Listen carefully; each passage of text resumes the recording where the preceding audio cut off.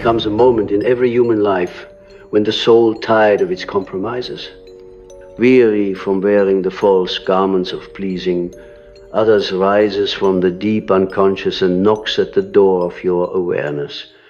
This is not a gentle invitation, it is a tremor, a quiet revolution, and though most ignore it, continuing to bend toward external approval. Those who listen will find a path that leads not outward, but inward into the labyrinthine halls of the self, to understand why people only respect you when you start respecting your energy. You must first understand what I mean by energy.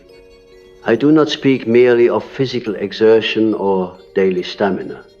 I speak of psychic energy, libido, not only as sexual or instinctual drive, but as the life force behind attention, for désir, creativity, intuition, the power to choose and to say no. This energy is sacred. It is the spark of vitality that flows through every archetype, every dream symbol, every myth we inherit and enact. But when you do not respect this energy, when you squander it on roles, not your own, on relationships that drain you, on chasing ideals not born from the womb of your own soul, then you will find that no one respects you. Not truly, because how can the world honor what you yourself have abandoned? The outer world mirrors the inner arrangement. It is not cruel, it is lawful. The more you betray your center, the more chaos will ensue around you. You will be invisible where you long to be seen.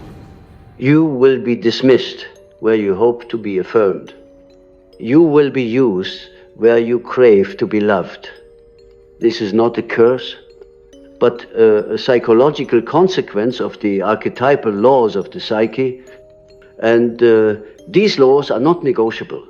I have seen it too many times, men and women who give everything time, emotion, affection, sacrifice, only to be met with coldness, distance, and betrayal. And they weep, saying, why do they not respect me? Why do they not value me? The answer lies not in those others, but in a question they have never dared to ask. Where did I begin to disrespect my own soul?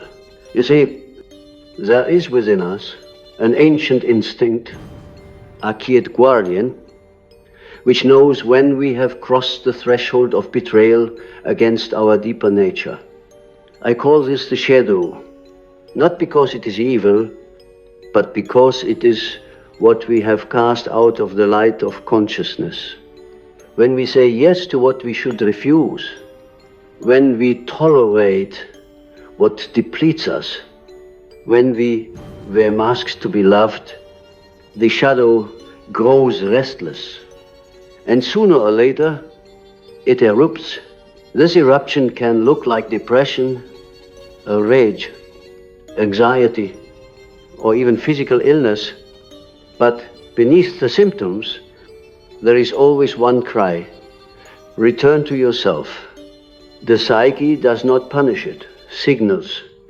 And the signal, when decoded, says, you are giving your life away, not out of love, but out of fear, not out of purpose, but out of performance. The truth is that people respect boundaries more than appeasement. The man who says no with clarity is respected more than the one who says yes with resentment. Why? Because the human soul recognizes integrity, and integrity is wholeness. It is when your outer world reflects your inner truth, when your yes means yes, and your no is holy. The tragedy is that many of us learn early to suppress this integrity, to survive. As children, we are taught, sometimes subtly, sometimes violently, that our worth is contingent on being easy. pleasing. Small, we learn to smile when we are angry, to give when we are empty, to adapt so much that we forget who we were before the adaptation began. And then we wonder why, as adults, we feel lost, disrespected, unseen. But the child who silenced his truth has not vanished. He lives in your belly, in your bones, in the dream that repeats, in the fatigue that never lifts. He waits for you to remember him. And when you finally do, when you reclaim your voice, your energy, your boundary, the world shifts. Not because the world has changed, but because your posture in it has. Let me give you a dream. A patient once told me of being in a house that was not hers. She kept trying to decorate it, to fix its windows, to make the guests comfortable. But no matter how much effort she gave, the house remained cold and the guests ungrateful. Then, in the final scene, she found a small locked door beneath the stairs. When she opened it, there was a warm room glowing with a fire, and a child sitting inside, drawing. The child looked up and said, "I was waiting for you." That dream, my friends, is the psyche speaking. The house is the outer life you've built to be acceptable. The coldness is the cost of pleasing others. And the child is your energy, your essence, waiting, always waiting for you to return. And remember, you were not born to be consumed. You were born to be whole. And wholeness requires sacrifice, but not the sacrifice you think. It is not the sacrifice of your truth for others' comfort. It is the sacrifice of your illusions about who you need to be, what you must endure, and whose love you must earn. When you start respecting your energy, you begin this sacrifice. You let die the false self, the persona, the role, and death is never easy. The ego will scream, the body will tremble, the world will resist, but in this dying, you are reborn. And here is the paradox. Only when you become unafraid to lose people, do you become someone they cannot afford to lose. Only when you stop needing respect, do you command it, not through force, but through alignment. You walk differently. You speak from the belly, not the throat. You stop apologizing for your presence. You stop explaining your no. You become rooted. And people feel that they may not understand it consciously, but something in them will bow. The soul recognizes a soul that has remembered itself. I must tell you, the journey toward this remembering is not linear. It is a spiral. You will forget. You will relapse. You will fall back into old patterns and give too much again. Do not shame yourself for this. The psyche does not grow in a straight line.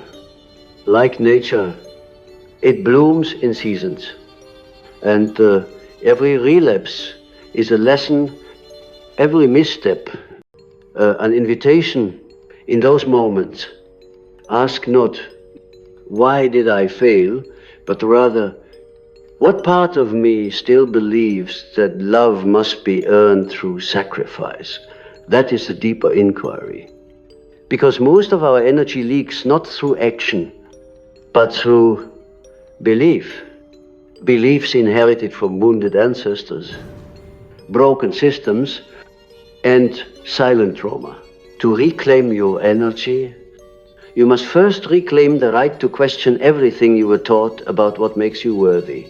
When you begin to question what you've been taught about worthiness, you step into dangerous terrain, not because truth is dangerous, but because the structure of your former self begins to dissolve. The scaffolding of identity, so meticulously built from societal scripts, parental echoes, and the whispered threats of rejection, starts to fall apart. And what stands in its place is uncertainty, emptiness, the void. But I say to you, do not flee the void.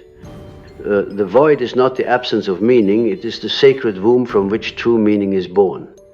The ego fears this emptiness, for it cannot dominate what it cannot define, but the self, the archetypal center of your psyche, longs for it, because only in emptiness can the divine voice echo clearly.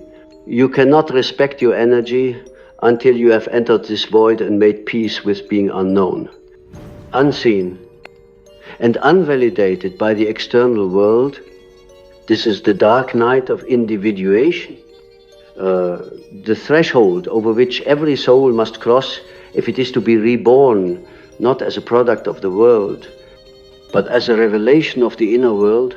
Respecting your energy means understanding that your time, your body, for your presence, these are temples. When you allow anyone to defile them with entitlement, manipulation, or protection, you participate in your own fragmentation. And no one respects a fragmented being, not because they are unworthy, but because fragmentation obscures the divine. You were not meant to be nice, you were meant to be whole. The archetype of the nice person is often a mask for the wound of abandonment. A persona crafted to protect the inner child from being cast out. But the price of wearing this mask is steep. Your fire is dampened, your intuition muffled, your boundaries dissolved. People may like your mask, but they do not respect it. They respect the one who dares to take it off. You have felt it, haven't you? That subtle shift when you say no and mean it. When you walk away from what insults your soul, when you sit in silence rather than explain yourself to someone committed to misunderstanding you, in those moments, your spine straightens, your breath deepens, your energy condenses. That is power. Returning home, this is not aggression. This is not superiority. This is sovereignty. And when you begin to walk in sovereignty, the unconscious of others will respond in one of two ways. They will either rise to meet your clarity, or they will rebel against it. Not because you are wrong, but because your presence unsettles their own unhealed fragmentation. This, too, is not a curse. It is initiation, a refining fire, the moment when you must choose between belonging to others or belonging to yourself. The path of individuation demands this choice again and again, not once, but many times, each time deeper, each time costlier, but also each time holier. When you respect your energy, you begin to live in rhythm with your own unconscious. The dreams become clearer, the body becomes more honest. You feel the tension in your gut when something is not right, and you no longer override it. You hear the voice of the inner feminine or the inner masculine, the anima or animus, guiding you toward integration. The anima, when repressed, becomes seduction or passivity. The animus, when distorted, becomes domination or rigidity. But when honored, They become inner companions who reveal to you where your energy flows and where it leaks. Do you give your energy to fantasy, to savior complexes, to relationships that resemble ancient wounds rather than present love? That is the unconscious playing out its dramas, and every drama is an attempt to complete an old story. But the old story cannot be completed by reenactment. It can only be transcended through awareness. You must ask yourself, where in my life am I abandoning myself in the name of being good? That is where the leak is. And that is where the repair must begin. Let me share with you another dream given to me by a woman in the middle of her transformation. In her dream, she stood at a crossroads. To the left, a wide, bright path where everyone she knew was walking, smiling, inviting her to join. To the right, a narrow path into the woods, dark and unfamiliar. She hesitated. Then a deer appeared at the entrance to the woods and looked her in the eye.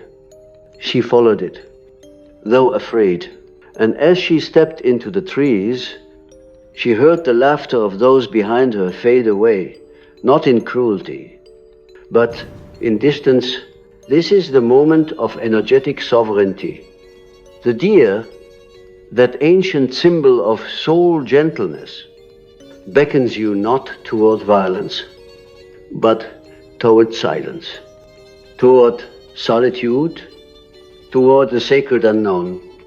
And though you may lose the comfort of the familiar, what you gain is the inner flame, the whisper of God, the archetypal truth that cannot be taught, only remembered. You will find, as you walk this path, that you no longer attract those who wish to take from you, not because they no longer exist, but because your frequency changes. The unconscious recognizes resonance. You no longer carry the pattern of sacrifice. So the predators pass you by. You are no longer prey, not because you fight, but because you vibrate differently. Energy cannot lie. You may smile, perform, comply, but your energy reveals your truth. And others, even unconsciously, feel it. They treat you according to the story you carry in your nervous system. When that story says, I am here to serve you at my own expense, the world responds accordingly. But when the story says, I am a sovereign being, holy, and responsible for my own vitality, then the world either bows or disappears. And both are gifts. You must be willing to be alone, to be truly respected, not lonely alone. There is a difference. Loneliness is the ache of the unintegrated self. Aloneness is the glory of inner union. In that aloneness, you will find that your energy no longer scatters. It gathers, it deepens. You no longer seek stimulation, but nourishment. You no longer chase love, but cultivate presence. And people feel this. They come not to extract, but to witness, not to use, but to honor. This is the alchemy of self-respect, the Philosopher's Stone, the transmutation of wounded need into luminous being. But I warn you, the final temptation will come when the world begins to praise you for the very thing it once rejected. When those who ignored your boundaries now admire them. When those who took you for granted now seek your wisdom, The temptation is to return to the old self, to be loved again. Do not fall for it. That love is not real. It is approval dressed in flattery. It is the serpent offering bread in the wilderness. Let it go. Let him go. And instead, turn inward again. Listen, the true self does not demand applause. It is content to burn quietly, like a lamp in a cave, illuminating everything, not for show, but for truth. There is a silence that comes after you begin living in alignment with your true energy, a silence not of absence, but of spaciousness, the noise of needing to prove, to chase, to please fates, and in its place, you hear something ancient, like the hum of the universe resonating in your chest. That silence is your sanctuary. And yet, it is also where the final confrontation begins. For the unconscious is not content with a partial awakening. It will ask for your full attention. It will summon the forgotten parts, the orphaned archetypes, the rejected instincts. These do not return gently. They arrive like dreams that disturb your sleep, symptoms that pull you inward, or synchronicities that leave you unnerved. This is the stage I call integration. And here, respecting your energy no longer simply means setting boundaries with others. It means setting boundaries with the fragmented parts within yourself. There will be parts of you still addicted to chaos, to being needed, to being right, to being admired. These parts are not your enemies. They are adaptations, subpersonalities forged in the fire of early trauma, built to protect the softest, most radiant core of you from annihilation. And now, as your sovereignty emerges, they feel threatened. They fear irrelevance. So they protest. You must sit with them like a parent with a trembling child. You must say to them, I no longer need you to perform for love. I now remember that I am loved without performance. This inner work is subtle, invisible, and profound. The outer world may not see it, but it changes everything. Because once you stop performing for energy and instead start embodying energy, you become unshakable. People no longer respect you because of what you give them. They respect you because of what you contain. There is an archetype that emerges at this level of awareness, the magician. The magician is the inner alchemist, the part of you who understands the law of transformation. The magician wastes nothing, not pain, not rejection, not even shame. Everything becomes material for the inner flame. When you respect your energy, the magician awakens, and you begin to see how every moment, every encounter is an energetic exchange. You no longer ask, what can I get from this, but rather, what does this cost my integrity? That is the sacred calculus. From this place, people sense something in you that feels both mysterious and clear. You are no longer predictable. You are no longer reactive. You are not easily impressed nor easily disturbed. Your center holds, and in a world addicted to chaos, such stillness is magnetic. They may not understand you. They may even fear you, but they will respect you, not because you command it, but because your energy demands it. This is the deep paradox of spiritual respect. It comes not from seeking to be understood, but from becoming so fully yourself that misunderstanding no longer harms you. You are free, but let us not mistake freedom for detachment. True respect for energy is not cold, is connected, or above others. It is profoundly intimate, because only when you are not drained, not fragmented, not overextended, can you truly connect with presence, with reverence, with joy. A mother who respects her energy raises children not with resentment, but with delight.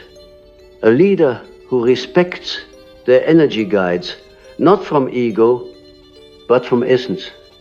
A lover who respects their energy does not possess, but witnesses. A teacher who respects their energy does not control, but a focus. This is the new alchemy, the shift from domination to resonance, from transaction to transformation. But to live in this way requires something rare in our modern age, the willingness to disappoint others. For every time you say yes to yourself, you will say no to an old agreement, an unspoken contract forged in your unconscious that said, I will abandon myself if it keeps the peace. That peace was never peace. It was silence purchased with the currency of your vitality. And now the true peace begins. Not the absence of conflict, but the presence of coherence. Your inner world matches your outer expression. Your words match your body. Your yes matches your soul. This congruence, this energetic alignment is rare, and because it is rare, it is respected. Let me offer a final image, a dream, perhaps, or a metaphor encoded in the collective unconscious. You are standing in a field of mirrors. Each mirror reflects not your appearance, but your energy. Some are cracked, some distort you, some absorb you, but in the center is a single mirror that reflects nothing until you look with your true eyes. And when you do, you see not just yourself, but the self.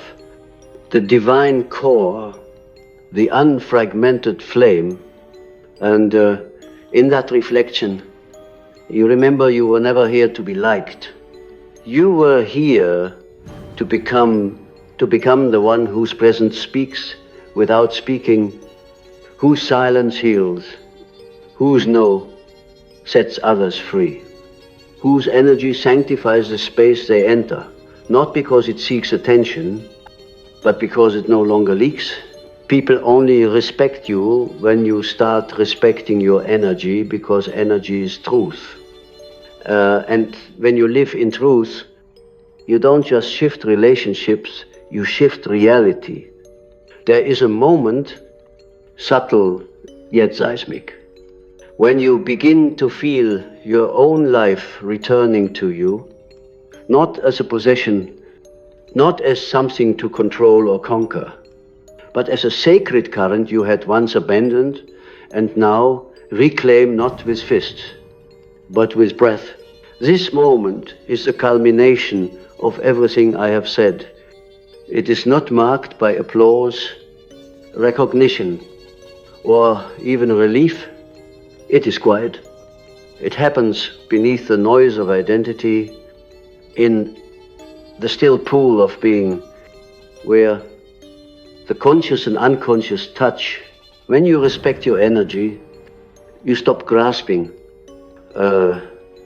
You begin to trust, and in that trust, you become trustworthy, not in the eyes of society, which changes with the wind, but in the eyes of your own soul. That is the only witness that matters. Trust in the psychic realm is not a belief, it is a bond, a psychic contract between ego and self, between your surface personality and the ancient intelligence that moves beneath it. When that bond is restored, you walk differently. You make decisions not from panic, but from vision. You speak not to be heard, but to speak what is true, and others feel it. You do not have to announce your transformation.